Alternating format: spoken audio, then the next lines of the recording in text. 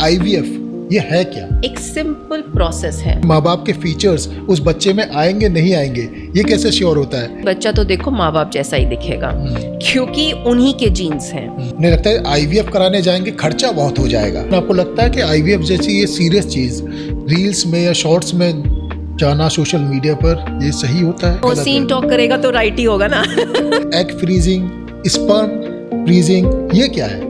अगर egg freezing करा ली तो उसके बाद आप किसी भी उम्र में बच्चा कर सकते हो। अल्कोहल प्रेगनेंसी को लेकर कितना बड़ा फैक्टर है? And I think smoking is worst. लोग कहते हैं मुसलमानों के ज्यादा बच्चे होते हैं और दूसरे धर्म वालों के थोड़े कम बच्चे होते हैं। आईवीएफ में नई तकनीक पीजीटी ये कैसे मदद करती है? बर्थ कंट्रोल पिल सिद्धू मूसेवाला के माँ बाप ने वो किस तरीके से किया, कुछ जानकारी है आपको? तौर पर जिम लोग जा रहे हैं, लड़के लड़कियां बोथ स्टेरॉइड लेते हैं, ये सेफ है? बिल्कुल सेफ नहीं है। IVF method being painful and very dangerous. It's absolutely safe. You can have babies at home without sex. Masturbation सही है या गलत? सही है। COS और थायराइड ये महिलाओं की प्रेगनेंसी में रुकावट है। Seeds of innocence ये क्या है? कि सीड्स यानी अंडे और स्पर्म और इनोसेंस मतलब बेबी।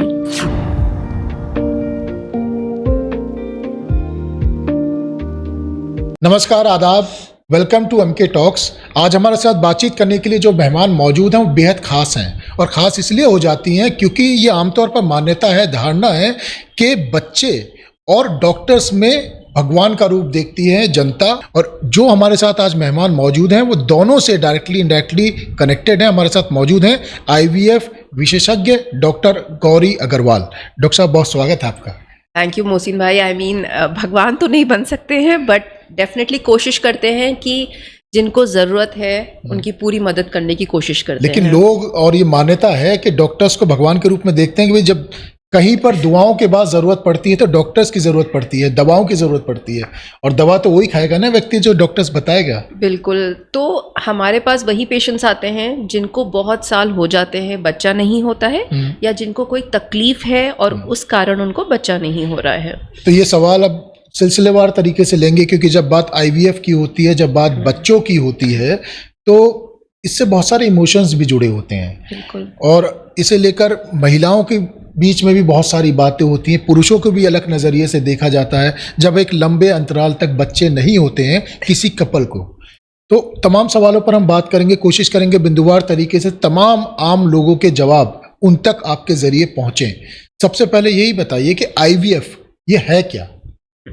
मोहसिन, देखो आईवीएफ ना बहुत नामों से जाना जाता है। कुछ लोग कहते हैं ट्यूब में बच्चा, कुछ लोग कहते हैं टेस्ट ट्यूब बेबी, कुछ कहते हैं आईवीएफ, कुछ कहते हैं ट्यूब में बच्चा रुका दो। आईवीएफ कुछ नहीं है, एक सिंपल प्रोसेस है। लोग इससे ना डरें। इसमें कुछ नहीं करते, हम 10 दिन के हार्मोनल इंजेक्शंस वाइफ को लगाते हैं। 10 दिन के बाद जब ओवरीज में अंडे प्रिपेयर हो जाते हैं तो हम एक सुई डाल के अल्ट्रासाउंड द्वारा वो अंडे बाहर एस्पिरेट कर लेते हैं, एक्यूपंक्चर की तरह। हस्बैंड का स्पर्म लेते हैं, इन एग्स को हस्बैंड के स्पर्म से मिलाते हैं। और आईवीएफ में क्या होता है, एक ग्लास टेस्ट होती है, उसमें एग्स और स्पर्म्स डाल देते हैं और वो अपने आप मिलते हैं। आईवीएफ का एक थोड़ा सा हायर वर्जन होता है ICSI, जिसमें क्या करते हैं, एक बड़ी सी मशीन होती है, उसमें एक सुई पे अंडा लेते हैं, एक सुई पे स्पर्म लेते हैं और दोनों को एम्ब्रियोलॉजिस्ट मिलाता है। ऐसे हम बहुत सारे एम्ब्रियो यानी बच्चे डेवलप कर लेते हैं। तो आईवीएफ और ICSI में यही फ़र्क है बस। जब ये बच्चे डेवलप हो जाते हैं एम्ब्रियोस, तो इनको 5 दिन इंक्यूबेटर में रख के बड़ा करके वाइफ के यूट्रस के अंदर हम ट्रांसफ़र कर देते हैं। ये एक सिंपल प्रोसेस है, डे केयर प्रोसेस है, कोई ऐसी मेजर कोई कॉम्प्लिकेशंस नहीं होती हैं, पूरी तरह सेफ है। अगर राइट हैंड्स में राइट डोज से इंजेक्शंस लगे, डॉक्टर आपका अच्छा है, एनेस्थेटिस्ट आपको ठीक से डोज दे रहा है, आपको कोई तकलीफ नहीं। तो सरोगेसी और आईवीएफ अलग अलग है या एक है? इसे लेकर भी बड़ा लोगों के बीच में कंफ्यूजन है। बिल्कुल। सरोगेसी में क्या होता है कि जो हम आईवीएफ में एम्ब्रियोज बनाते हैं यानी बेबीज बनाते हैं, वो हम डायरेक्ट उसी वाइफ यानी वुमेन में नहीं डालते हैं, हम एक थर्ड लेडी रेडी करते हैं। जो आपका बेबी यानी एम्ब्रियोस हम उसमें डालते हैं और वो आपका बेबी लेकर 9 महीना चलती है। ये सरोगेट मदर का इस बेबी में कुछ भी नहीं आता है. Okay. So she is only like a carrier. वो सिर्फ अपनी जो गोद है उसको किराए पे देती है. सरोगेसी में ये होता है. जी. अच्छा, ये भी बड़ा लोगों के बीच में चर्चा रहता है कि भाई सरोगेसी का तो आपने बता दिया कि मदर का कोई रोल होता नहीं है, उसे अलग तरीके से होता है. आईवीएफ को लेकर भी ये होता है कि माँ बाप के जो जीन्स हैं वो एक्चुअल में उस बच्चे के अंदर जाएंगे या नहीं जाएंगे. अगर मैं लेमैन की भाषा में बोलूं कि माँ बाप के फीचर्स उस बच्चे में आएंगे नहीं आएंगे, ये कैसे श्योर होता है? So, मोहसिन, ये बहुत इंपॉर्टेंट क्वेश्चन है, बिकॉज हर पेशेंट सबसे पहले आके यही पूछता है, मैडम मैं डीएनए मैच करूंगा आफ्टर डिलीवरी. सो ये बहुत इंपॉर्टेंट बात है. ऑब्सेशन जो है वो जीन्स को आगे बढ़ाने का. बिल्कुल. और सबको ये लगता है हमारे जैसा ही बच्चा हो. सो उसमें ये होता है कि अगर हमने एग और स्पर्म हस्बैंड और वाइफ का ही लिया है तो भाई बच्चा तो देखो माँ बाप जैसा ही दिखेगा, क्योंकि उन्हीं के जीन्स हैं. लेकिन अगर किसी कारण हमें ऐसा लगता है कि वाइफ के एग्स नहीं बन रहे हैं या हस्बैंड का स्पर्म नहीं है और वो हमें कंसेंट देते हैं कि आप बाहर से दूसरे का अंडा या दूसरे का स्पर्म ले सकते हो, तो फिर हम दोनों चीजें मिला के वो डालते हैं. अगर हमने डोनर एग्स लिया तो डेफिनेटली फीचर्स डोनर से मैच करेंगे, लेकिन हस्बैंड का तो स्पर्म होगा ही ना, तो वो हस्बैंड के जैसा भी बेबी दिख सकता है. कभी ऐसा हुआ है कि कोई केस ऐसा हुआ हो और माँ बाप आपके पास बाद में आए हो, यार ये बच्चा मेरी तरह तो लग नहीं रहा है? बहुत सारे पेशेंट्स आते हैं कि मैडम ये बच्चा तो हमारे जैसा नहीं है, बहुत सुंदर बच्चा है, बहुत गोरा है, हमसे मैच ही नहीं कर रहा है. मैंने कहा भाई आप डीएनए टेस्ट करा लीजिए अपना, क्योंकि कभी कभी होता है कि बच्चा, भाई नॉर्मल सी बात है, अब जरूरी थोड़ी ना है कि हर वक्त बच्चे की शक्ल मिले ही मिले.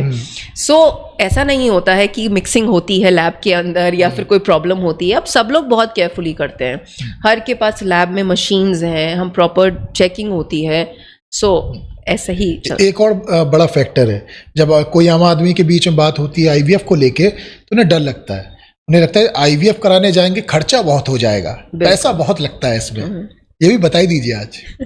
मोहसिन भाई ये बहुत डिफिकल्ट क्वेश्चन है, बिकॉज लेकिन सबसे ज्यादा लोग जानना चाहते हैं, डरते हैं लोग आने से आपके पास. ऐसा कोई महंगा नहीं है. अब आप एक बात बताओ, आप एक जिंदगी भर की चीज हमसे लेने आ रहे हो, बच्चा, हम एक जिंदगी बना रहे हैं और फिर आप आके उसमें भी बार्गेनिंग होती है. सो डेफिनेटली इसमें देखो डॉक्टर का कॉस्ट इतना नहीं होता है. पेशेंट को 10 दिन इंजेक्शंस लगते हैं हार्मोन्स के. अगर आप अच्छी क्लिनिक हो तब अच्छा ढंग का ब्रांडेड इंजेक्शन यूज़ करते हो भाई, जिससे हार्म ना हो.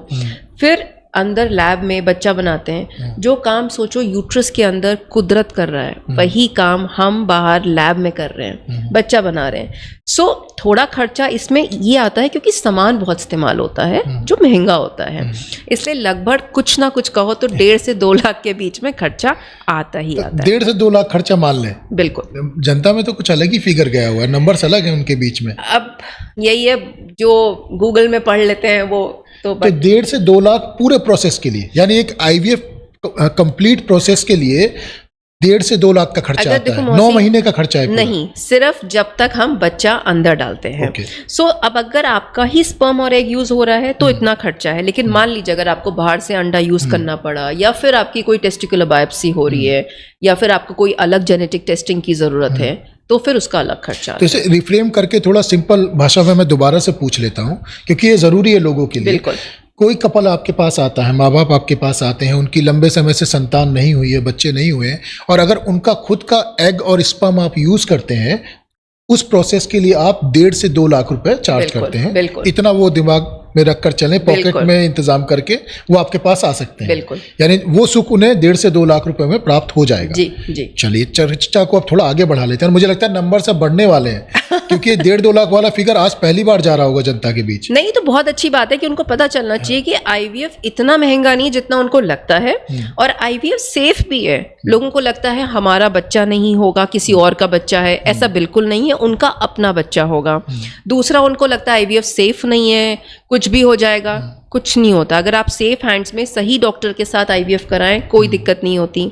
तीसरा, उनको लगता है कि भैया हमारे साथ क्या हो जाएगा, आईवीएफ कौन सा प्रोसेस है, हमें नेचुरली बच्चा कराना है, बट ऐसा नहीं है। आईवीएफ बिल्कुल बिल्कुल नॉर्मल है। आप आइए, अपना इलाज कराइए अगर आपको आईवीएफ की ज़रूरत है तो। ओके, ये भी होता है, सुनने में आता है कि आईवीएफ टेक्नोलॉजी से मन चाहे बच्चे पैदा हो जाते हैं। मन चाहे से मेरा मतलब है कि किसी को गोरा बच्चा चाहिए, किसी को थोड़ी हाइट अच्छी चाहिए। फिल्मों में हम देखते हैं कि भाई जॉन इब्राहिम की तरह होना चाहिए। कुछ इस तरह की चीज़ें भी होती हैं कि सच्चाई है इन तथ्यों में? मोहसिन, आपके कितने बच्चे हैं? मैं तो अभी मैं खुद ही बच्चा हूँ। ओहो तो फिर आपको स्पर्म फ्रीजिंग करा लेनी चाहिए। पक्का? ठीक है, मैं करा लूँगा, डिमांड में रहेगा ना। बिल्कुल। ठीक है। सो लोग डेफिनेटली आते हैं और ये बोलते हैं कि हमें नीली आंखों वाला, भूरे बाल हो, मेरी हाइट बहुत अच्छी हो मेरे बच्चे की, हमारी हाइट कम है। बट भाई जो आपकी जीन्स है वही तो जाएंगी ना बच्चे में। तो अगर आपको इतना डिजाइनर बच्चा चाहिए तो आपको या तो एग या स्पर्म, ऐसे डिजाइनर लोगों का लेना पड़ेगा। अब आपको अगर चाहिए कि सचिन जैसा बच्चा हो तो सचिन के ही स्पर्म्स यूज करने पड़ेंगे। आपके स्पर्म्स काम नहीं करेंगे। अच्छा, ऐसा भी कुछ होता है कि पहले पता चल जाता है कि बच्चा किस पर जाएगा, माँ पर जाएगा, बाप पर जाएगा? नहीं मोहसिन, ऐसा नहीं। तो डोमिनेंट जीन्स जो होती हैं वही आती हैं बच्चे के अंदर। अच्छा, एक सही उम्र क्या है एक फीमेल या मेल के लिए? बिल्कुल। मदर या फादर बनने के लिए एक सही एज क्या है आपके हिसाब से? देखिए, जो पुराने जमाने में कहते थे ना, जल्दी शादी करो, बच्चे करो और अपनी गृहस्थी बनाओ, वो आज भी लागू है। अगर आप बहुत लेट मैरिज कर रहे हो तो आपको एग फ्रीजिंग या स्पर्म फ्रीजिंग करनी चाहिए, because right age to get married is 26 and have to have a baby is between 26 to 35। अगर आपने बहुत लेट करना है तो आप शादी कर चुके हो तो आप एटलीस्ट अपने एम्ब्रियो फ्रीजिंग करा लो, अपनी एग फ्रीजिंग करा लो या स्पर्म फ्रीजिंग करा लो, ताकि आप बाद में ये एग्स निकलवा के अपने अंदर डलवा सकते हो। आजकल हम ये बॉलीवुड में और एंटरटेनमेंट के जो फील्ड है ना, इसमें हम देखते हैं, सुनते हैं, मीडिया में भी आता है, वो इंटरव्यूज में भी बोलते हैं कि मैंने एग फ्रीजिंग करा ली है, मैंने स्पर्म फ्रीजिंग करा लिया। ये क्या होता है? ये सिर्फ बॉलीवुड नहीं है, ये इवन आप जितने भी Tier 1 सिटीज हैं, इतने सारे लोग आ रहे हैं जो प्रोफेशनल्स हैं, काम कर रहे हैं, जितनी वुमेन है उनका करियर अहेड है, वो मुझे यही आके बोलते हैं, मैडम आप इंजेक्शंस लगा दो हमें 10 दिन के, हमारे एग्स निकाल के फ्रीज कर लो, हम अभी बेबी नहीं कर सकते, हमारा करियर एट स्टेक है। तो मैं स्ट्रेट एक सवाल ले लेता हूँ, इसे सीधे सीधे पूछ लेता हूँ, ये एग फ्रीजिंग, स्पर्म फ्रीजिंग, ये क्या है? सो एग फ्रीजिंग, ये कैसे काम करता है? सो एग फ्रीजिंग हम उन कंडीशंस में करते हैं जिनमें वुमेन को एकदम से बेबी नहीं करना है, उनकी एज ज़्यादा हो रही है, या फिर कैंसर पेशेंट्स जिनको हमें कीमोथेरेपी और रेडियोथेरेपी देनी है, जो एक्चुअली इन एग्स को किल कर देता है, या फिर एंडोमेट्रियोसिस, एक ऐसी प्रॉब्लम जो हमारे एग्स को ख़त्म करने लगती है। सो ये सब कुछ प्रॉब्लम्स हैं जिन केसेस में हम वुमेन को बुलाते हैं, उसको 10 दिन के इंजेक्शंस लगाते हैं, उसकी ओवरी में अंडे बनाते हैं और फिर ये अंडे निकाल के उनको फ्रीज कर देते हैं।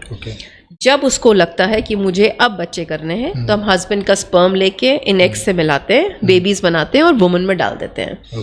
सो अगर एग फ्रीजिंग करा ली तो उसके बाद आप किसी भी उम्र में बच्चा कर सकते हो। उसमें फिर कोई एज फैक्टर नहीं रहता है किसी भी उम्र में, क्योंकि आप उसी एज के अंडे फ्रीज कर रहे हो ना उसके। जैसे मान लीजिए आपने 25 साल में ही उसके अंडे फ्रीज कर लिए, अब उसको 40 साल में प्रेगनेंसी करनी है तो हम 40 साल में उसके अंडे निकालेंगे, हस्बैंड के स्पर्म से मिलाएंगे, बच्चे बनाएंगे और उसके अंदर डाल देंगे। कोई एज उसमें नहीं रह जाती है 60-70? नो, आफ्टर 50 इयर्स इंडिया में आईवीएफ अलाउड नहीं है। ओके, सो आप 50 साल तक अपना आईवीएफ इंडिया में करा सकते हैं। 50 साल के बाद आप इंडिया में नहीं करा सकते, बाहर अलाउड है। और टेक्निकली ये पॉसिबल है कि आप 60-70 में अगर आपने फ्रीज करे हुए हैं तो वो आपको अच्छे से? बिल्कुल बिल्कुल बिल्कुल। Okay. इसीलिए हम कहते हैं एग फ्रीजिंग अर्ली एज में करा लो, क्योंकि आपके जो एग्स हैं ना, आप बॉर्न होते हो 400 अंडों के साथ, धीरे धीरे धीरे धीरे आपके एग्स कम होने लगते हैं। आफ्टर 30 इयर्स एग्स बहुत जल्दी कम होने लगते हैं। सो बेटर है कि आप बिटवीन अपने 28 to 32 इयर्स अपने एग्स फ्रीज करा लें। यानी जो बहुत सारी इंडिपेंडेंट गर्ल अगर देख रही होंगी, लड़कियां खासतौर पर जो देख रही हैं, प्लीज अपने एग्स फ्रीज कराने आ जाओ, बहुत जरूरी है। बिकॉज अब सच बता रही हूँ, वुमेन आती हैं 35-40 इयर्स पे, वो प्रेगनेंसी प्लान ही इतना लेट कर रही हैं, जब वो आते हैं तो उनके एग्स ही नहीं है। एंड इतना ट्रॉमेटिक है ना कि आपको बाहर से एग्स लेकर अपनी प्रेगनेंसी करनी पड़ रही है। सो अगर आपके पास ये फैसिलिटी इतना इजीली अवेलेबल है अब इंडिया में, तो क्यों ना करें? नहीं, क्योंकि हम ये देखते हैं कि कैरियर ओरिएंटेड जो लड़कियां हैं वो आजकल मैरिज करना नहीं चाहती, करती हैं तो बहुत लेट करती हैं। तो उनके लिए आप ये सलाह देना चाह रहे हैं कि अगर आपको बच्चे करने हैं तो एटलीस्ट आप शादी कभी भी करें, एग फ्रीज आप सही टाइम पर कर ले, 26 से 30 की उम्र के बीच में, यही एज है। बिल्कुल। और एक कोई लड़के जो देख रहे हैं उनका स्पर्म काउंट अगर आप बता सकें कि सबसे हाई किस एज ग्रुप में होता है और कब घटने लगता है, कब उन्हें अपना स्पर्म फ्रीज कराना चाहिए? सी आदमियों को तो लगता है वो कभी बूढ़े नहीं होते, लेकिन ये बात कहावत भी है वैसे। हाँ, मैं बता रही हूँ, आदमी और घोड़ा कभी बूढ़ा नहीं होता। लेकिन उनको भी समझना चाहिए कि उम्र के साथ, क्योंकि हार्मोन्स कम होने लगते हैं तो स्पर्म की क्वालिटी भी खराब होने लगती है। सो बेटर है कि अगर वो भी अपनी प्रेगनेंसी वो लोग प्लान लेट कर रहे हैं तो वो जब भी उन्हें लगता है 30 से 35 उम्र के बीच में अपने स्पर्म्स फ्रीज करा लें। एंड कैंसर पेशेंट्स के लिए ये स्पेशली एक प्लीज एक खुल के ओपिनियन है, जब भी आप कीमोथेरेपी या रेडियोथेरेपी के लिए जाएं उससे पहले अपने स्पर्म्स या एग्स फ्रीज करा लें। इतने पेशेंट्स आ रहे हैं हमारे पास कैंसर के जो कीमो और रेडियो के बाद आ रहे हैं जिनके स्पर्म्स अब बचे ही नहीं हैं। लेकिन जो स्पर्म काउंट घट रहा है लोगों के अंदर, आदमियों के अंदर, लड़कों के अंदर, इसके कोई आपको खास कारण नजर आते हैं? क्योंकि हमने ये देखा है अक्सर कि बड़ी उम्र में भी आदमियों के तो बच्चे हो जाते हैं, उसके बहुत सारे उदाहरण मौजूद हैं, और बिना आईवीएफ के, बिना स्पर्म फ्रीज के। तो पुराने ज़माने में तो ये सब कुछ ठीक चल रहा था। जब आते आते जो नया ज़माना शुरू हो गया है वहाँ ये दिक्कतें नई उम्र में भी आने लगी हैं लड़कों को। इसके पीछे आपको कोई बेसिक कारण नज़र आता है? सो मोहसिन देखो, स्पर्म काउंट कम होने के ना बहुत रीजंस हैं। एंड आज की अगर मेरी ओपीडी देख लो, 50% पेशेंट वो बैठा होगा जिसका स्पर्म काउंट बहुत कम है या स्पर्म काउंट 0 है। अब इसके रीजंस क्या होते हैं? सबसे पहले जेनेटिक कॉज, बहुत सारे आजकल जेनेटिक इन्फेक्शंस हो गए हैं। सेकंड चीज़ है इन्फेक्शंस, आपको बचपन में मम्स हो गया है या आपके टेस्टिकल्स में इन्फेक्शन हो गए हैं। थर्ड चीज़ है हार्मोनल इम्बैलेंस, आपके हार्मोन्स डिसरेगुलेटेड हैं तो आपका स्पर्म नहीं बनता। फोर्थ चीज़ है बहुत सारे प्रॉब्लम्स, आजकल डायबिटीज़, हाइपरटेंशन, किसको नहीं है? स्ट्रेस फैक्टर इतना बड़ा कॉज है स्ट्रेस स्पर्म काउंट कम करने का। आप देखो अभी आजकल हम लोग क्या करते हैं, लैपटॉप यहाँ रखा है, आप फ़ोन कहाँ रखोगे? अपनी पॉकेट में रखोगे? इतनी सारी वाइब्रेशंस निकलती हैं, वो क्या करते हैं? लैपटॉप और मोबाइल अगर हम ब्लूटूथ, ओके, मेजर कॉज, क्योंकि वाइब्रेशंस कॉज करता है, आपके टेस्टिकल्स पैक्ट करता है, आपका स्पर्म काउंट कम करता है। इतना पोल्यूशन है, आप कुछ भी सही नहीं खा रहे हो, एंड ये सब factors can actually lead to low sperm. चलिए, पोल्यूशन को तो हम कंट्रोल नहीं कर सकते और बहुत सारी चीज़ें आपने बोली वो अपने कंट्रोल में नहीं होती है, लेकिन मोबाइल और लैपटॉप अगर आप अपने पॉकेट में रख रहे हैं तो वो भी बहुत नुकसान देता है, बहुत ज़्यादा। अगर आप अपने लैपटॉप तो यहीं पे रख के, कितने कॉर्पोरेट्स हैं सब लैपटॉप यहीं रख के काम कर रहे हैं, फ़ोन आपकी यहाँ की पॉकेट में रहता है। सो ये कितना ज़रूरी है कि आप सबसे पहले इन चीज़ों से भी बचें। अल्कोहल प्रेगनेंसी को लेकर कितना बड़ा फैक्टर है? अल्कोहल और स्मोकिंग दोनों मेन एंड वुमेन बहुत बड़ा फैक्टर है। And I think smoking is worst. आपको अल्कोहल तब भी चलता है कि आपने हफ्ते में 1 बार पी ली, आपने हफ्ते में 2 बार पी ली लिमिट में, लेकिन अगर आप स्मोक कर रहे हो सिगरेट्स, वो सबसे बड़ा फैक्टर है आपके स्पर्म और एग की क्वालिटी को कम करने के लिए। मेरे पास इतने कपल हैं अब आजकल, specially in metro cities, women आती हैं, हम स्मोक कर रहे हैं, हमें स्ट्रेस है, हम कॉर्पोरेट्स में काम कर रहे हैं, या मेन आते हैं कि विमेन बोलता रही हैं मैम ये 10-10 सिगरेट पीता है बाहर निकल के। आई मीन आप रोको।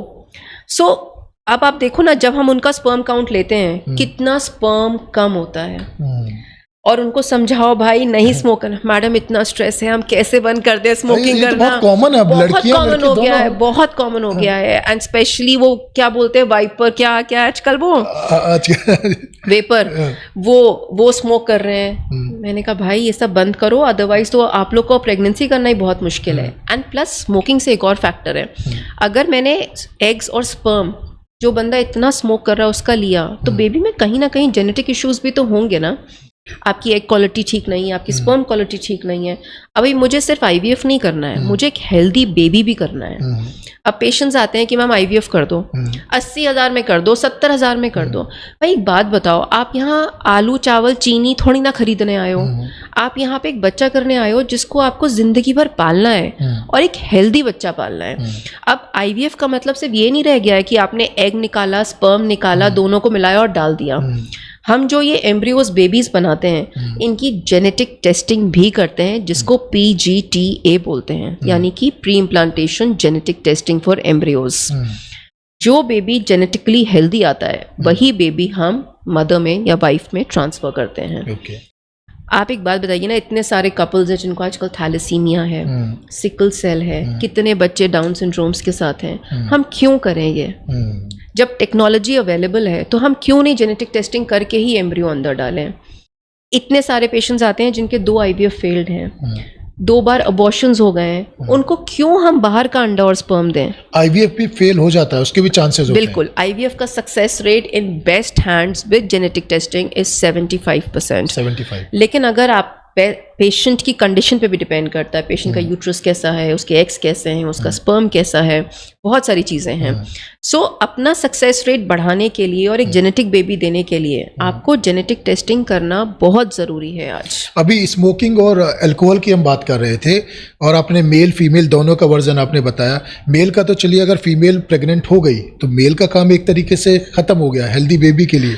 नहीं, क्यों खत्म हो गया? रुकिए, मेल का काम ऐसे खत्म नहीं हो जाता।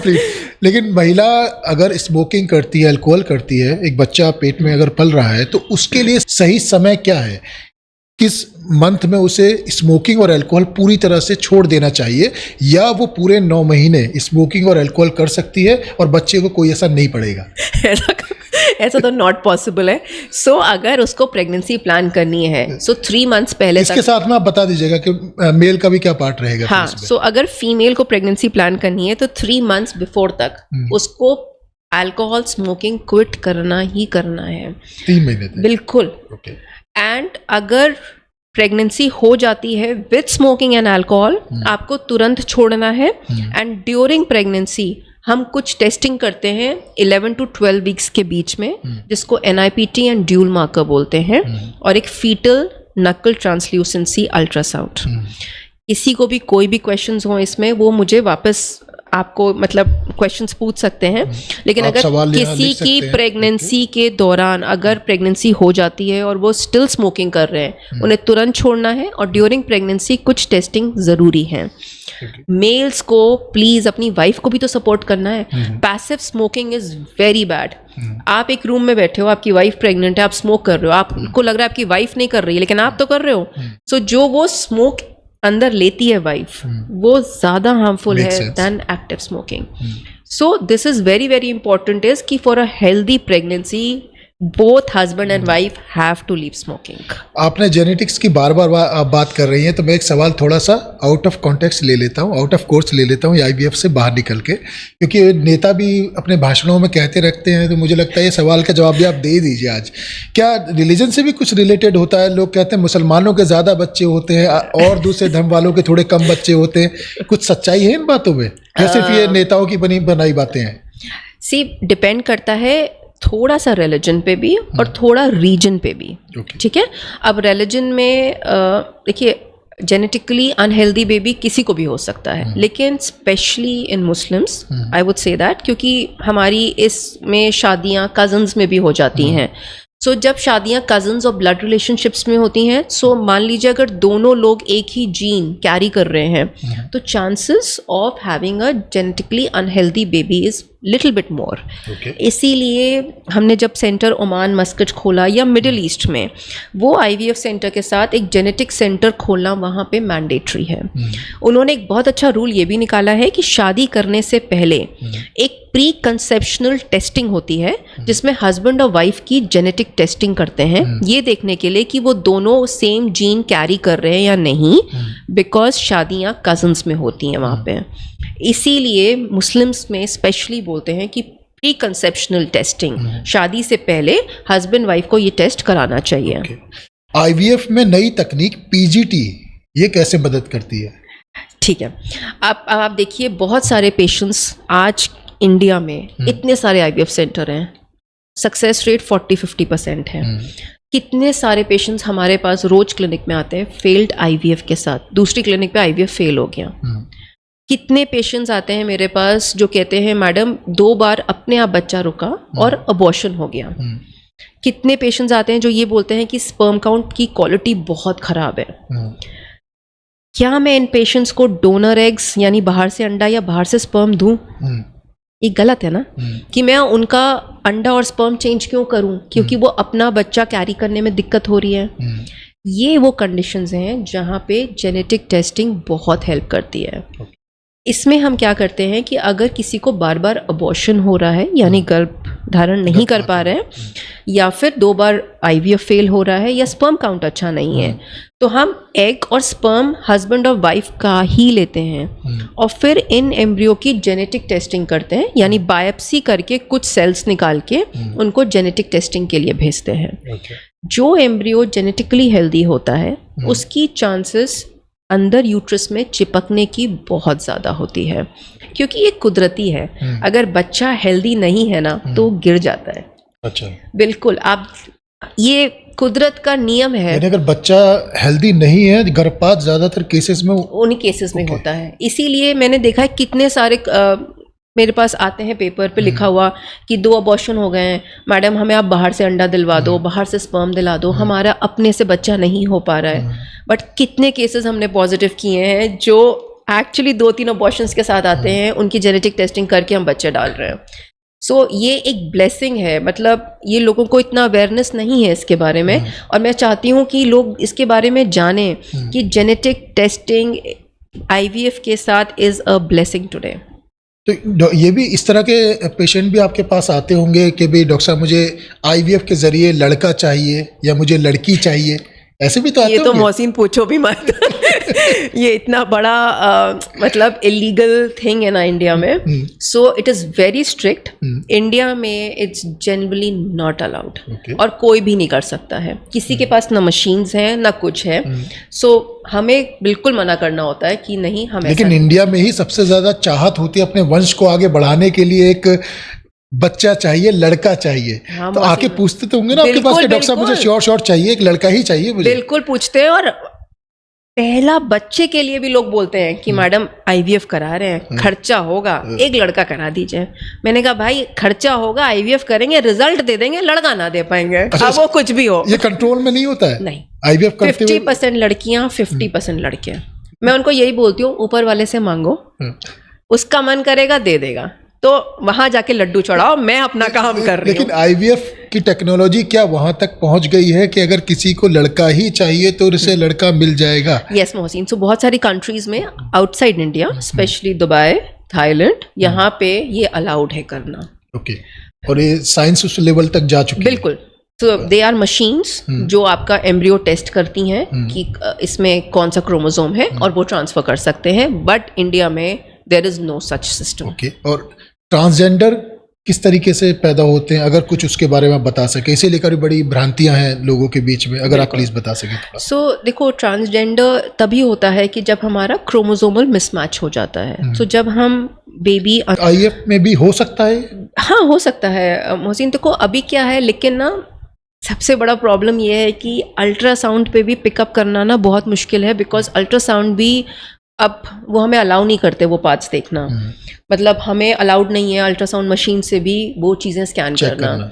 सो अब यही रह जाता है कि बस हम नॉर्मल मॉनिटरिंग करें। आईवीएफ में कभी आपके साथ कोई ऐसा केस हुआ, कोई माँ बाप आया हो आपके पास, आईवीएफ कराया हो और ट्रांसजेंडर, कुछ ऐसा कभी हुआ? अभी आज तक तो मेरे साथ नहीं हुआ मोहसिन। बट देखिए, ये जिंदगी है, कहीं कुछ भी कैसे भी हो सकता है। सही बात है।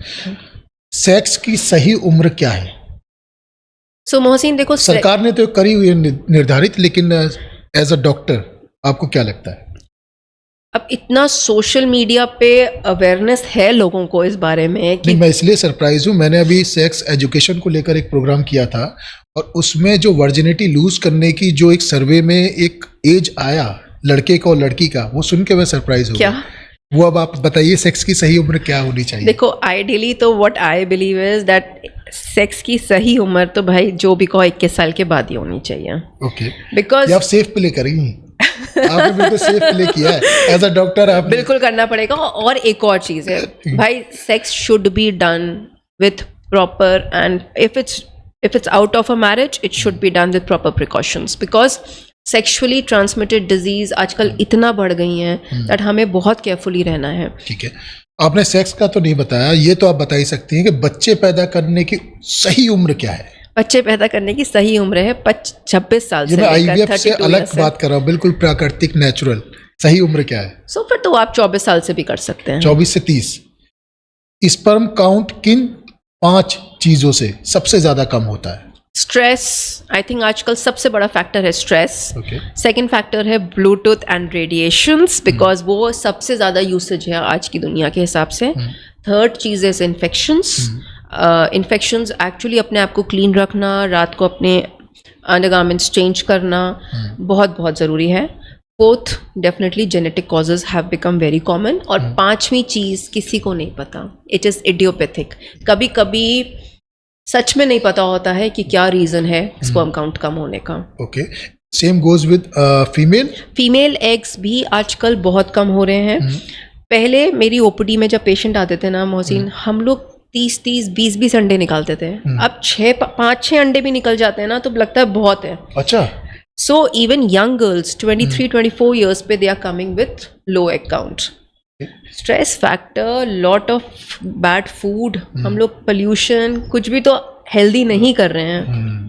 बर्थ कंट्रोल पिल, इसके बारे में आप कुछ बताना चाहेंगे? ये सेफ है? बिल्कुल। So birth control pills are absolutely safe, लेकिन अगर हम ओसीपी पिल्स यानी बर्थ कंट्रोल पिल्स देते हैं सो एक प्रॉपर मॉनिटरिंग के साथ देते हैं। पेशेंट की बहुत सारी कंडीशंस रूल आउट करनी चाहिए, जैसे पेशेंट को कोई लिवर डिजीज ना हो, माइग्रेन ना हो, कोई हेडेक्स ना हो रहे हो उसको पहले। So there are certain conditions जो हम रूल आउट करते हैं ओसीपी पिल्स देने से पहले, but they are absolutely safe. थोड़े से उनके साइड इफेक्ट्स होते हैं कि आपको वॉमिटिंग लगता है, आपको डिप्रेशन लगता है। So if you are safe and if you can use a condom that is much better than taking these OCP. लेकिन बर्थ कंट्रोल पिल भी आजकल अलग अलग तरह की आ रही है। कोई आ रही है कि आप 72 आवर्स में खा सकते हो, कोई आ रही है कि आप 1 महीने में ले सकते हो, एक कोई आ रही है, तो ये भी आ रही है कि 3 महीने तक आप यूज कर सकते हो। साइंस आ गई है, अब टेक्नोलॉजी है, अभी तो सिंगल टैबलेट पे भी आने वाला है। तो ये सारी सेफ है या कोई पर्टिकुलर सेफ है? 72 आवर्स वाली होती है, but the best is using a 21 days of OCP pill. 21 days, okay. और महिला को जो अबॉर्शन कराती हैं वो कराना चाहिए किसी भी सिचुएशन में?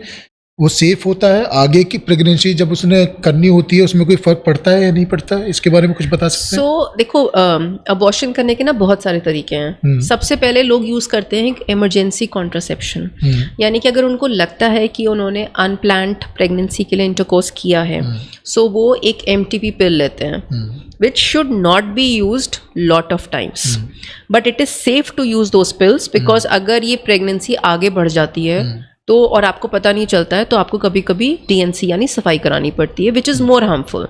तो बेटर है आप MTP पिल ले लो। सेकेंड थिंग इज कभी कभी लेस देन 7 वीक्स की जब प्रेगनेंसी होती है तो हम कुछ टैबलेट्स यूज करते हैं which can be used. Third thing is एक बार हमें कभी कभी अगर 7 वीक से ऊपर हो जाए तो हमें क्लीनिंग करनी पड़ती है, यानी कि हमें सफाई करानी पड़ती है। ये सफाई भी बहुत ढंग से होनी चाहिए और एक सेफ प्लेस पे होनी चाहिए जहाँ पे इन्फेक्शन ना हो। इसीलिए प्रॉपर OT, स्टरलाइज्ड OT में ही हमें DNC का प्रोसीजर करना चाहिए। बार बार abortion is not good because इससे आपका एक तो यूट्रस खराब हो जाता है, यूट्रस के अंदर की लाइन चिपकती है जिसको साइनिकी यानी एशरमैन सिंड्रोम कहते हैं और लेटर प्रेगनेंसी करने में दिक्कत हो सकती है। एंड ऑब्वियसली आपकी बॉडी के हार्मोन्स डिसरेगुलेट होने लगते हैं और डेफिनेटली सेफ नहीं है बिकॉज आपका हीमोग्लोबिन लेवल ऑल कम हो जाता है। आजकल हम देखते हैं यंगस्टर्स जिम बहुत जाते हैं और उन्हें बॉडी बनाने की बड़ी जल्दबाजी रहती है और इसे लेकर वो जो खासतौर पर जिम लोग जा रहे हैं, लड़के लड़कियां बोथ, स्टेरॉइड लेते हैं। ये सेफ है, सही है? बिल्कुल सेफ नहीं है। इनको एनाबोलिक स्टेरॉइड्स बोलते हैं और बहुत सारे लड़के अभी भी मेरे पास आते हैं और बोलते हैं मैडम हम तो जिम करे थे, बिल्कुल ऐसी बात करते हैं। हाँ, हम तो जिम करते थे, स्टेरॉइड लेते थे, अब क्या करें, स्पर्म काउंट कम हो गया है। तो उन्हें पता है इस बात का, सब कुछ पता होता है उनको, बट दे आर मोर कीन कि वो अपनी बॉडी पहले बनाए। स्टेरॉइड्स लेते हैं, प्रोटीन पाउडर जिसमें क्रिएटिनिन बहुत हाई होता है, विच इज़ नॉट सेफ। अभी भी मेरे पास एक कपल आ रहा है, I would obviously not tell, but उसने मुझे क्लियरली बोला, बस उसकी वाइफ बाहर उठ के गई, मुझे बोलता है मैडम हम तो बहुत जिम करे हैं, स्टेरॉइड भी लिए हैं, बट इसीलिए हमारा स्पर्म काउंट भी कम आएगा, हमारी वाइफ को मत बताइएगा, लेकिन हमारा बच्चा करा दीजिए। सो दे नो अबाउट इट, लेकिन वही होता है ना कि जिम इंस्ट्रक्टर भी उनको स्टेरॉइड दे देता है और उस वक्त इतना मोटिवेट कर देता है, अरे तुम्हारी बॉडी बन जाएगी, डोले शोले निकल जाएंगे, बट वो उनको ये नहीं बताता है कि उसके साइड इफेक्ट्स कितने होंगे। तो जो यंगस्टर्स देख रहे हो, आप साफ साफ कह रही हैं स्टेरॉइड नहीं लें, बिल्कुल मत लीजिए, आप नेचुरली तरीके से अपनी बॉडी बनाइए, आपकी बॉडी में टेस्टोस्टेरोन है, आप वर्कआउट करिए, बिल्कुल। ओके, आपने आज तक कितने केसेस करे होंगे, कुछ नंबर्स याद है आईवीएफ के? सो लगभग अभी we are 30 centres across international, so we have done 15,000 pregnancies. कोई एक केस जो आपको सबसे ज्यादा याद हो कि ये केस मेरा यादगार केस था? मेरे बहुत केसेस है यादगार के, लेकिन मैं रीसेंट आपको एक केस बताना चाहती हूँ जो सच में दिल को छूने वाला केस है। मेरे पास एक कपल आया हरिद्वार से, उनको 2 साल ही हुए थे शादी को, बट उनको ना नेचुरल प्रेगनेंसी नहीं हो रही थी। सो मुझे हस्बैंड और वाइफ ने बोला कि दिल्ली वाले सेंटर पे कि मैम आप मेरा आईवीएफ कर दो, मुझे जल्दी से बच्चा करना है, बिकॉज मेरे पास टाइम नहीं है मैं रोज़ रोज़ आऊँ। मैंने उनको समझाया आप नेचुरल करो, बोलते नहीं मैडम आप कर दो आईवीएफ हमारा। मैंने कहा ठीक है, मैंने उनके ब्लड टेस्ट करे। मेरे क्लिनिक पे एक नॉर्म है कि हम ना स्पर्म फ्रीजिंग कर लेते हैं पहले, ताकि हस्बैंड को ना बाद में कभी देने में दिक्कत हो जाए तो प्रॉब्लम ना हो। हमने स्पर्म फ्रीज करके रख लिया। अब ये कपल को मेरी टीम ने कॉल किया 1 महीने बाद, वो बोले नहीं अभी हम बिजी, हम आएंगे। ये कपल आता है मेरे पास 3 महीने बाद and he tells me ma'am मेरा लिवर फेल हो गया है और मेरे को अभी सर्जरी करानी पड़ेगी, तो आप एक काम करो, आप मेरी वाइफ के जल्दी से एग्स निकाल के ना मेरा प्रोसेस स्टार्ट कर दो। मैंने कहा भाई तुम्हारा लिवर फेल्ड है, कैसे होगा ये मैनेज? बोलता है आप बस प्लीज़ ये करो। मैंने उसकी वाइफ के एग्स निकाले, उसका स्पर्म था ही हमारे पास, हमने एम्ब्रियो फ्रीज करके रख लिए, मतलब बेबीज बना के फ्रीज करके रख लिए। इस लड़के की हेल्थ डेटोरिएट हो जाती है और ये एडमिट हो जाता है हॉस्पिटल में। हमें कुछ नहीं पता ये सब। उसकी वाइफ उसको लिवर देती है उसको बचाने के लिए, और सोचिए उसका टाइपिंग HLA टाइपिंग सब मैच्ड हो गया है। वाइफ ने अपना लिवर दिया बट हस्बैंड एक्सपायर्ड। अब ये वाइफ विद द फैमिली मेरे पास आते हैं 3 महीने बाद, एंड मतलब ऑब्वियसली एकदम young girl, she is 27 years old. मतलब मुझे समझ में नहीं आ रहा था मैं करूं क्या। अब उसके पेरेंट्स बस मुझे यही बोल रहे थे ये मेरा एक लौता बेटा है, ये उसकी आखिरी निशानी है, आप प्लीज़ इसके बच्चे करा दीजिए। मतलब आप मेरी हालत सोचो, वो एक सिंगल वुमन मेरे सामने बैठी हुई है, उसने अभी अपना हस्बैंड खोया है 3 महीने पहले, और वो मुझे बोल रही है कि आप मेरे बच्चे डाल दो मेरे अंदर, मुझे प्रेगनेंसी करनी है बिकॉज मुझे अपने हस्बैंड का अंश अपने अंदर चाहिए। आप सुन रहे, मतलब इट्स सो ड्रामेटिक। और ये सीक्वेंस आप देखो जो हमारे साथ हुआ, हमने बहुत सोचा एज अ टीम हम करें ना करें, बट हमें लगा ठीक है, मतलब एक लौता बेटा एक तरफ उसका अपना अंश, हमने उसको डाला, उसकी ट्विन प्रेगनेंसी, ट्विंस। देन फिर वो सारा फॉलो अप चला। अब भी 2 महीने पहले की बात है, उसकी ट्विन गर्ल बेबी डिलीवर हुई है। और सबसे सुंदर बात, उन्होंने एक बार मुझे नहीं बोला हमारा लड़का नहीं हुआ, एक बार उन्होंने नहीं बोला। उन्होंने बोला मैडम आपने हमारी जिंदगी बना दी, 2 लड़कियां लेकर वो गए हैं, बट उन्होंने मुझे एक बार नहीं बोला कि हमारा, मतलब उनको बस ये है कि हमारा बेटा वापस आ गया। आज भी संसार में ऐसे लोग हैं जो सिर्फ लड़का लड़का नहीं कर रहे हैं। मतलब literally we all had tears. मतलब आपको तो मैं एक स्टोरी बता रही हूँ और मैं तो I was going through it. It was very traumatic and young couple. And this is actually nice, हाँ, इंटरेस्टिंग है। लेकिन this leads to me another सवाल आईवीएफ से रिलेटेड, और ये बड़ा चर्चा में रहा। सिद्धू मूसेवाला केस आपने सुना होगा? या बिल्कुल, हाँ। उनका मर्डर हुआ है, वो एक अलग स्टोरी है। लेकिन मेरा सवाल ये है कि सिद्धू मूसेवाला के माँ बाप की स्टोरी आपको पता है? हाँ, मतलब माँ बाप ने, तो सिद्धू मूसेवाला के माँ बाप ने वो किस तरीके से किया, कुछ जानकारी है आपको? कैसे हुआ होगा इस उम्र में, क्योंकि वो तो एज के अगले ही पड़ाव पर दोनों थे। सो आइडियली देखिए IVF में अबव 50 इयर्स, ये कंट्रोवर्सी में गया इसीलिए क्योंकि IVF अबव 50 इयर्स अलाउड नहीं है इंडिया में। सो बेसिकली इसीलिए वो केस इतना चर्चा में है कि सिद्धू मूसेवाला के माँ बाप का केस क्या है असल में। सो उन्होंने बेसिकली एम्ब्रियो डलवाया अपने अंदर, अच्छा, और वही बेबी डिलीवर होगा। कैसे?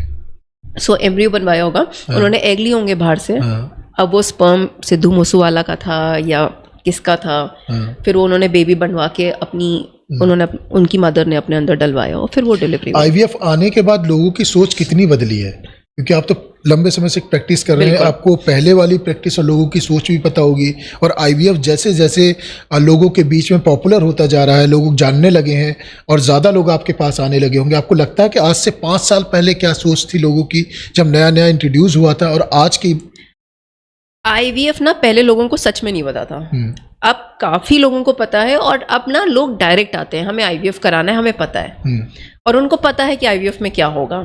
लेकिन स्टिल अभी भी जो Tier 3 Tier 4 सिटीज हैं वहाँ पे अभी भी लोगों को नहीं पता है कि नेचुरल प्रेगनेंसी भी कैसे करनी है। मतलब अभी भी एक जब हमारे कैंपेन्स लगते हैं तो लोग 2-2 साल हो गए शादी को, उनको ये भी नहीं पता है कि नेचुरल इंटरकोर्स कैसे करते हैं। इतनी भी लैक ऑफ अवेयरनेस है वो Tier 3 Tier 4 सिटीज में। ऐसे कई सारे मिथ हैं जो IVF को लेकर जनता के बीच में है। मैं एक एक करके 2-3 आपसे पूछ लेता हूं, मुझे लगता है ये भी आज लोगों के बीच में साफ हो ही जाए।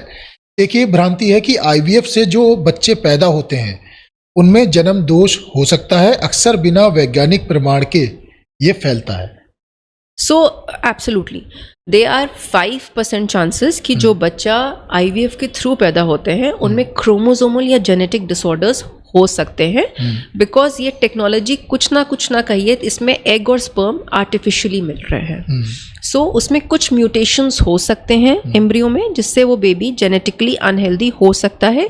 इसीलिए मैंने आपको पहले कहा कि अब IVF जेनेटिक टेस्टिंग के साथ ही कराना चाहिए, जिसको PGTA टेस्टिंग कहते हैं। IVF method being painful and very dangerous.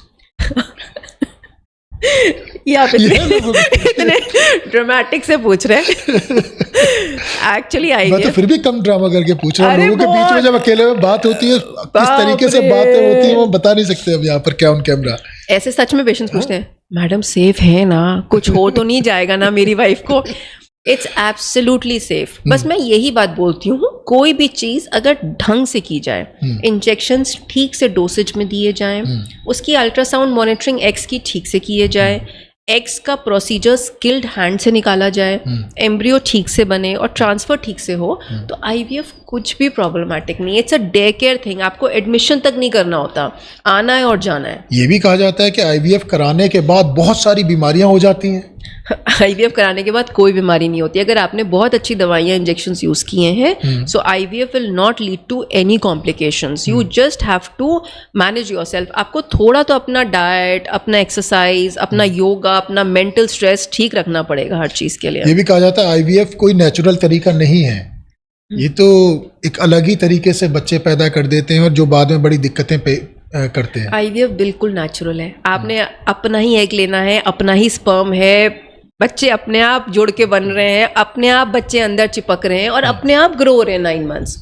आपका ही तो खून जा रहा है, आप ही तो नेचुरल प्रेगनेंसी की तरह 9 महीना कैरी कर रहे हो। ये भी कहा जाता है कि IVF प्रोसेस के दौरान बहुत ज्यादा आराम करना पड़ता है, आप काम नहीं कर सकते बहुत ज्यादा। IVF में बेबी डालने के बाद यानी एम्ब्रियो ट्रांसफर करने के बाद हम सिर्फ 20 मिनट का रेस्ट रिकमेंड करते हैं। अगर बेबी स्टिक होना है तो 20 मिनट में स्टिक हो जाएगा। आप नॉर्मल अपना सारा काम करिए, बट ओवर एक्सर्शन और स्ट्रेस नहीं लेना है। Rest all is normal. Home IVF शुरू किया है आप लोगों ने जी, इसके बारे में क्या है? क्योंकि बहुत सारे लोग हॉस्पिटल्स जाने से बचते हैं, शर्माते हैं। बिल्कुल, तो वो घर पर उन्हें आप सर्विसेज देंगे अब आप? मैं इसके बारे में बहुत कुछ बताना चाहती हूँ मोहसिन। बता दीजिए, बिल्कुल बता दीजिए, जल्दी जल्दी बता दीजिए, लोग भी जानना चाहते हैं। सो homeivf.com करके हमने एक ऐप बनाई है। अब आप बताओ, मेरे पास एक पेशेंट आते हैं रुड़की से, हरिद्वार से।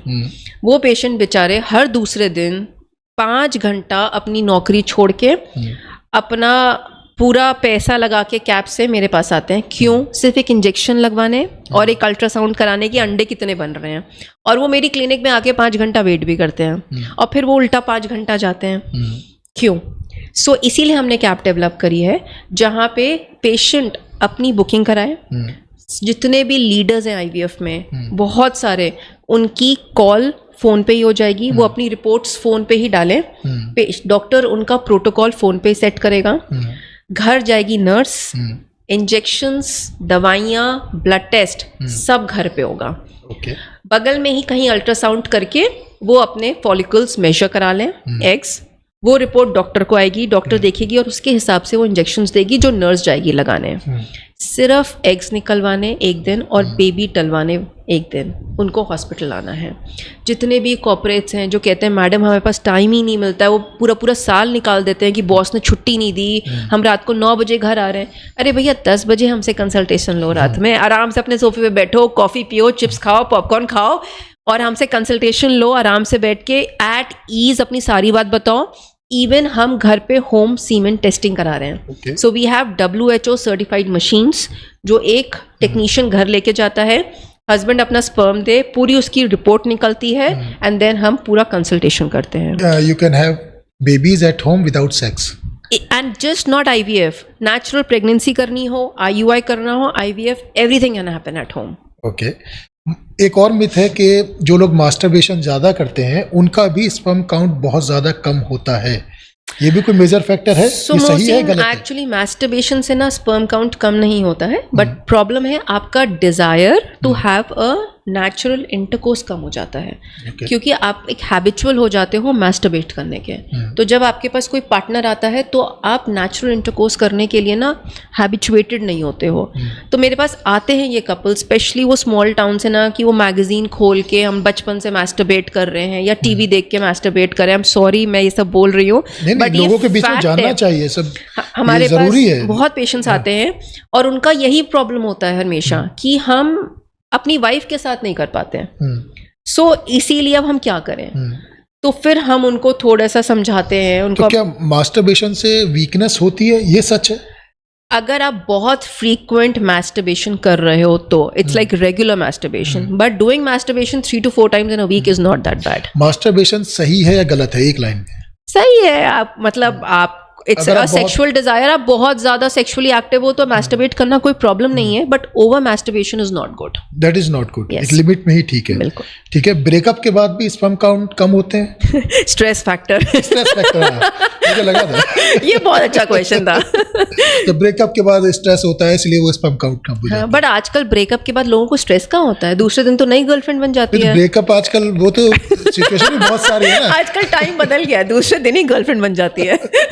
गर्लफ्रेंड तो बहुत आगे की बात है, आजकल गर्लफ्रेंड वाली स्टेज ही जाने तक बहुत सारे रिलेशन हो जाते हैं। Dating, situationship, one night stand. ये मोहसिन हमारे जमाने का क्वेश्चन है, अभी जरूरत नहीं है इसकी। अच्छा, बहुत सारे लोगों को ये कहा जाता है जो मानसिक रूप से बीमार होते हैं ना, वो ही रेप अटेम्प्ट करते हैं, ये सच्चाई है? फैक्ट है, because when you are mentally not stable, आप मेंटली सिक हो, तभी आपके अंदर ये सब चीज़ें आती हैं। अगर आप मेंटली स्टेबल हो, आप स्ट्रांग हो, तो ऑब्वियसली आप ये सब चीज़ें नहीं करोगे। डॉक्टर गौरी अग्रवाल का सबसे मुश्किल केस? अरे बहुत सारे 2-3 बता दीजिए जो याद हो। डॉक्टर गौरी अग्रवाल का सबसे मुश्किल, सबसे पहला केस था मेरी अपनी own sister. I would say, हाँ, मैंने अपनी माई एल्डर सिस्टर, जब मैं क्लास 10th में थी, आई रिमेम्बर उनको ट्विंस हुए थे IVF से। वो बॉम्बे गई थी कराने, 4 महीना वहाँ रुकी थी और हम कानपुर के हैं। वो वापस आई और उसके ट्विंस अबॉर्ट कर गए। ऐसे 3 या 4 बार उसके IVF फेल हुए। मुझे ऐसा लगता था कि एक स्मॉल टाउन कानपुर में IVF फैसिलिटी नहीं है। फिर जब सोची, मैंने अपनी पूरी MBBS करा, सब किया, जब मैं IVF स्पेशलिस्ट बन गई हूँ तब मैंने उसका IVF किया। And I think that was a most challenging case for me, because वो मेरी अपनी सिस्टर थी और मैंने कैसे वो सब मैनेज किया। My second case was also very challenging. Just started my practice, एक दादरी से कपल आया, बिल्कुल फार्मर, बैठा, मैडम मैंने अपनी ना ज़मीन बेच के IVF करा रहा हूँ, बिल्कुल टाइप्स, और आप एकदम यंग डेज में होते हो। एंड एज लाइक भाई परेशान मत हो, जितना कर पाऊंगी सब करूंगी। सब मेहनत करी उसके साथ, सब कुछ किया, उसका बच्चा हो गया। 20 वीक्स पे पता चला उसके बच्चे को डाउन सिंड्रोम बेबी है, स्कैन पे। उस दिन मैंने ठानी कि मैं IVF बिना जेनेटिक टेस्टिंग के एल्डरली कपल में बिल्कुल नहीं करूंगी। बिकॉज आपको आज सिर्फ ये नहीं करना कि आपके पास काम IVF करना है तो IVF करना है। मेरा एक ज़िंदगी में उसूल है, जो करना है ना ठीक से करना है। अब देखो बहुत सारी चीज़ें हम नहीं रोक सकते, ऑटिज़म हम नहीं रोक सकते, बहुत सारे और भी जेनेटिक बीमारियां हैं जो जेनेटिक्स वाले नहीं रिलेटेड है। लोगों को लगता है ऑटिस्टिक बच्चा हो गया वो जेनेटिक्स है, बट वो नहीं होता। लेकिन जो चीज़ें हम कंट्रोल कर सकते हैं वो तो करें। पेशेंट बहुत ट्रस्ट एंड होप से आता है, बिल्कुल। एंड देन मुझे उसको अबॉर्ट करना पड़ा, एंड मेरे पास उस वक्त जेनेटिक टेक्नोलॉजी नहीं थी। मैंने 6 महीना लग के पहले जेनेटिक लैब लगाया, उसके बाद आई सेड कि मैं अब काम करूंगी। आने वाले समय में IVF में डॉक्टर गौरी अग्रवाल और क्या बदलाव लाने वाली हैं? मैं बस यही चाहती हूँ कि हिंदुस्तान में सबसे इम्पॉर्टेंट चीज़ है कि जो भी IVF करें, हम जो भी जनरेशन ला रहे हैं ना, वो एक हेल्दी जनरेशन लाएं। और second thing is, I think with this home IVF app मैं IVF वहाँ पहुँचा पाऊँगी जहाँ पे फैसिलिटीज़ अवेलेबल नहीं है, लोगों को अवेयरनेस नहीं है। इस ऐप के द्वारा लोग एक्चुअली ये जान पाएंगे कि उनको प्रॉब्लम क्या है। क्योंकि सिर्फ ये इंपॉर्टेंट नहीं है कि पेशेंट आपकी क्लिनिक पे आए, इंपॉर्टेंट ये भी है आप अवेयरनेस तो फैलाओ। लोगों को सिर्फ IVF नहीं चाहिए, लोग नॉर्मल कंसेप्शन नहीं कर पाते हैं, इसलिए इतना डिले हो जाता है कि उनको IVF कराना पड़ता है। आजकल सोशल मीडिया का ज़माना है, डिजिटल का ज़माना है, लोग फ़ोन्स पर सारी चीज़ें देखते हैं, जानकारी भी जुटाते हैं। बिल्कुल। ये आपके हिसाब से सही है? क्योंकि हम देखते हैं बहुत सारी जगह गलत जानकारियाँ भी होती हैं और सोशल मीडिया के माध्यम से बड़ी भ्रांतियाँ भी फैली हुई हैं। इसीलिए तुमने, इसीलिए मैं बता रही हूँ, ये होम IVF हमने इसीलिए बनाया है क्योंकि पेशेंट्स हमारे पास आते हैं, कहते हैं गूगल पे मैडम, जैसा आपने पूछा IVF सेफ है। मतलब आप ये देखो ना, to get the right information आप इस ऐप पे जाओ, आपको डॉक्टर मिलेगा भाई, आप डॉक्टर से सवाल करो डायरेक्टली, आपको गूगल क्यों पढ़ना है। सो इम्पॉर्टेंट है एक प्लेटफॉर्म जहाँ पे आपको सारी सुविधा उपलब्ध है। लेकिन आपको लगता है कि IVF जैसी ये सीरियस चीज़ रील्स में या शॉर्ट्स में जाना सोशल मीडिया पर, ये सही होता है? सही जानकारी पहुंच जाती है? सही है अगर राइट जन के थ्रू जा रही हो तो। ये कैसे आम आदमी कैसे पहचाने कि ये भी राइट जन के थ्रू जा रही है? अब मोहसिन टॉक करेगा तो राइट ही होगा ना। उनके टॉक पर तो राइट जाएगा, लेकिन आमतौर पर कैसे पता लगेगा कि बहुत सारी गलत साइट्स भी बनी हुई है? बिल्कुल। सो आपको ना बहुत ज़्यादा देखना भी पड़ेगा कि आप बहुत ही रेप्यूटेड डॉक्टर्स या लिटरेचर्स या गूगल उस पे ही करें जाके। आपकी एक पोस्ट थी जिसमें आपने कहा कि नॉलेज शेयर्ड इज पावर मल्टीपल्ड। क्या सोशल मीडिया आपको नॉलेज शेयरिंग का जरिया मानती है या इससे ज़्यादा कुछ? आई डोंट नो, बट हाँ मतलब आई एम वेरी हैप्पी कि लोग आते हैं और दे रियली अप्रिशिएट। कि मुझे सबसे अच्छी चीज़ ये लगती है कि मैं जो करूं मैं वो ठीक से करूं, और मैं सारी टेक्नोलॉजी लगा के उस पेशेंट की मदद कर पाऊँ। दूसरी बात है, हम ट्रेनिंग्स भी बहुत कराते हैं। सो जो एम्ब्रियोलॉजी ट्रेनिंग्स होती हैं और जो क्लिनिकल ट्रेनिंग्स होती हैं, मुझे ऐसा नहीं लगता कि दूसरा इंसान अगर सीख गया तो वो बाहर जाके अपना करेगा। मैं चाहती हूँ वो बाहर जाके अपना करें, बिकॉज अगर राइट चीज़ बाहर निकलेगी तो that is what is knowledge awareness. चलिए, आपने दूसरों के बारे में तो बहुत बता दिया, एक दो सवाल आपके बारे में पूछ लेते हैं। आप बिजी रहती हैं, आप इतने सारे केसेस देखती हैं, काम करते हैं, आपके लिए स्ट्रेस बस्टर क्या है? क्योंकि परेशान तो आप भी हो जाते होंगे, कभी कभी आप फ्रस्ट्रेट भी होते होंगे। इंसान जब बिजी होता है, अपने लिए समय नहीं निकाल पाता है, तो लगता है ना कभी कभी हम मेरे क्या कर रही हूँ लाइफ में। तो मेरा सबसे बड़ा स्ट्रेस बस्टर है दैट मैं अपने डांस टीचर को बुलाती हूँ, और I love to dance at times. मतलब हाँ, आई मीन बहुत कम, बट जब मुझे लगता है I just can't take it more, तो फिर मैं अपने डांस टीचर को बुलाती हूँ and I love to dance. और फिटनेस को मेंटेन करने के लिए क्या करती हैं? बहुत कम योगा। मेरा पति मुझे रोज डांटता है, Gauri please gym gym gym. अच्छा। हाँ, because he is a gym freak, you have seen him, he is a tall guy. So Gauri please trainer आया, प्लीज जिम कर लो, प्लीज उठ जाओ, प्लीज कर लो। But I do yogas in the morning, but not that much. आपने कभी ये सोचा कि मुझे IVF में जाना है, मुझे IVF विशेषज्ञ बनना है?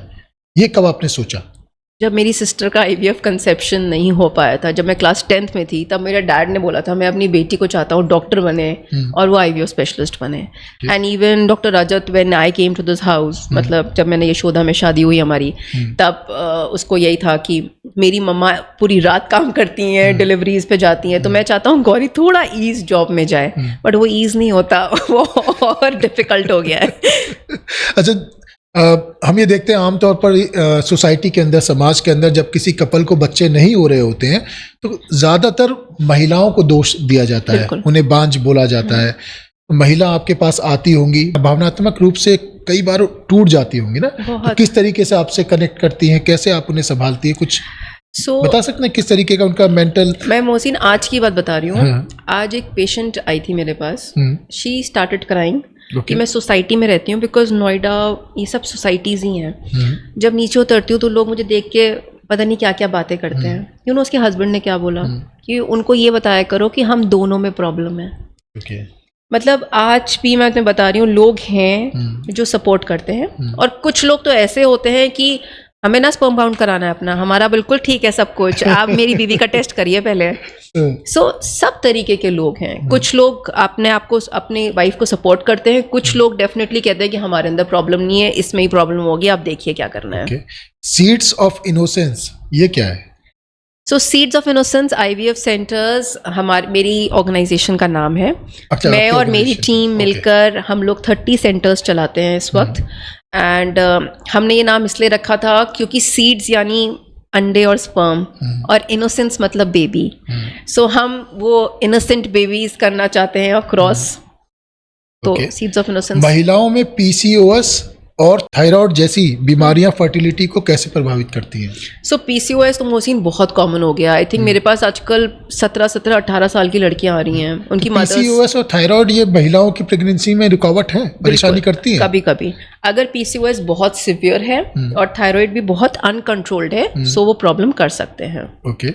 बांझपन से जूझ रही महिलाओं और दंपतियों के मानसिक स्वास्थ्य पर क्या प्रभाव पड़ता है? ये तो आपसे बेहतर कोई जान ही नहीं सकता। बहुत स्ट्रेस है, बहुत स्ट्रेस। आई थिंक हम लोग भी स्ट्रेस्ड इसलिए हो जाते हैं शाम तक, because every couple has lost hope, and वो इतने स्ट्रेस स्टेट में आते हैं। और मैं आपको एक बात बताऊं, जब हस्बैंड और वाइफ बैठे होते हैं ना, अगर हस्बैंड उठ के बाहर जाता है तो वाइफ अपने बारे में कुछ बताएगी। अगर वाइफ का अल्ट्रासाउंड कर रही होंगी तो मैडम कुछ करिए, सास ने जान ले ली है मेरी, ये हो रहा है, वो हो रहा है। सो एवरीबडी, हर आदमी ना अपने बारे में कुछ ना कुछ बताना चाहता है। वाइफ उठ के वॉशरूम जाएगी तो हस्बैंड बताएगा, मैडम इसको मत बताइएगा, मेरा स्पर्म काउंट नहीं है। सो हर आदमी का स्ट्रेस लेवल बहुत हाई है, और हम लोगों को ना कोप अप करना पड़ता है दोनों के साथ, और इवन फैमिली के साथ। ये बोलेंगे कि हमारी फैमिली आएगी, उनको मत बताइएगा। तो बहुत सारे सोसाइटल प्रेशर्स हैं, उनके अपने थॉट प्रोसेस हैं, हर कपल डिफरेंट है। सो मतलब आपको उनके साथ बैठ के उनका अपनापन के उनका ट्रीटमेंट करना पड़ता है। फर्टिलिटी क्षेत्र में भारत का दुनिया में कौन सा स्थान है, कोई आइडिया है? फर्टिलिटी क्षेत्र इंडिया से बड़ा कोई मार्केट ही नहीं है सर, सबसे ऊपर है भारत। भारतीय महिलाओं में स्वास्थ्य जांच की आदत कम क्यों है? आपको लगता है एजुकेशन की कमी है, अवेयरनेस की कमी है? एजुकेशन और कैसे बदला जा सकता है अवेयरनेस? क्योंकि हम ये अक्सर ये देखते हैं कि जब बहुत लंबा समय निकल जाता है उसके बाद महिलाएं इलाज के लिए सामने आती हैं या चेकअप के लिए सामने आती हैं, तो ये अवेयरनेस की कमी आपको? मोहसिन, बचपन से तो हमें ये सिखाया गया ना हर वुमेन को कि कॉम्प्रोमाइज करो, भाई को पढ़ने दो, तुम मत पढ़ो, तुम पीछे बैठो, वो आगे बैठेगा। हर जगह यही सिखाया गया है। तो बचपन से या सबके साथ हम लोगों की भारतीय संस्कृति है कि हमेशा औरत को पीछे रखा गया है। सो औरत कभी भी अपने बारे में नहीं सोचती, वो पहले आगे वाले का सोचती है। सो इसीलिए वो शायद जनरेशन टू जनरेशन हमारे खून में है कि हम अपना ध्यान नहीं रखते। लेकिन अब जो जनरेशन आ रही है जहाँ पेरेंट्स अपनी लड़कियों को बोलते हैं भाई दबना नहीं है, कॉम्प्रोमाइज नहीं करना है। सो अब वी सी द डिफरेंस। लोग आते हैं, अपना self checkup, preventive health checkup कितना बढ़ रहा है आगे, बट इसको हमें और आगे लेके आके जाना है। क्वालिटी ऑफ सेल्फ केयर बहुत ज़रूरी है सबसे पहले।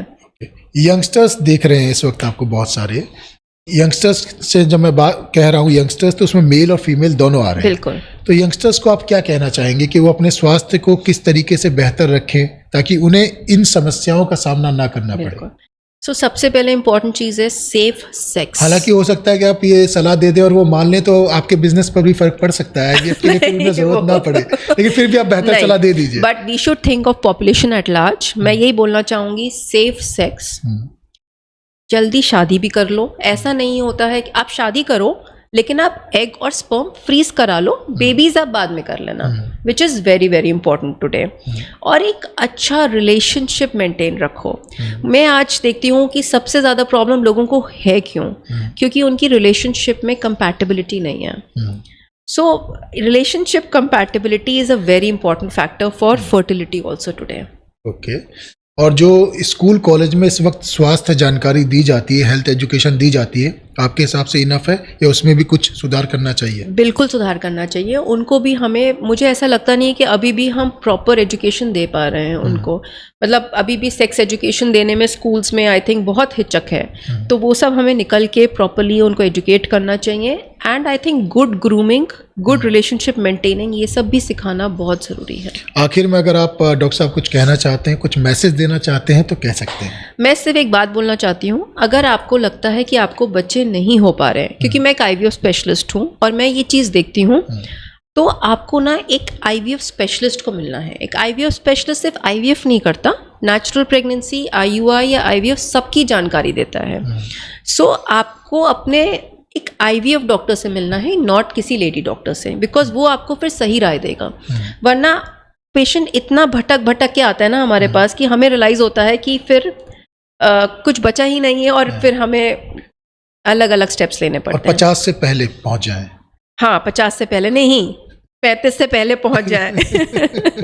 50 बिल्कुल लास्ट है। 50 बिल्कुल लास्ट है। चलिए डॉक्टर साहब, आपने समय दिया, सारे सवालों के बहुत ही मोहसिन। बेबाकी से जवाब दिए। Thank you so much. Thank you so much Mohsin. तो ये थे हमारे साथ IVF विशेषज्ञ डॉक्टर गौरी अग्रवाल, जिन्होंने तमाम सवालों के बहुत ही बेबाकी से जवाब दिए। और मुझे उम्मीद है इस प्रोग्राम को देखने के बाद IVF को लेकर जो आपके बीच में मिथ होगी, जो भी भ्रांति होगी, वो दूर हो गई होगी। और आप अब निश्चिंत होकर, अगर आप इस समस्या से जूझ रहे हैं, आपका वंश आप आगे बढ़ाना चाहते हैं, बच्चे नहीं हो रहे हैं किसी भी कारण से, या सेक्स को लेकर भी अगर कोई आपके अंदर भ्रांति थी, वो भी काफ़ी हद तक दूर हुई होगी।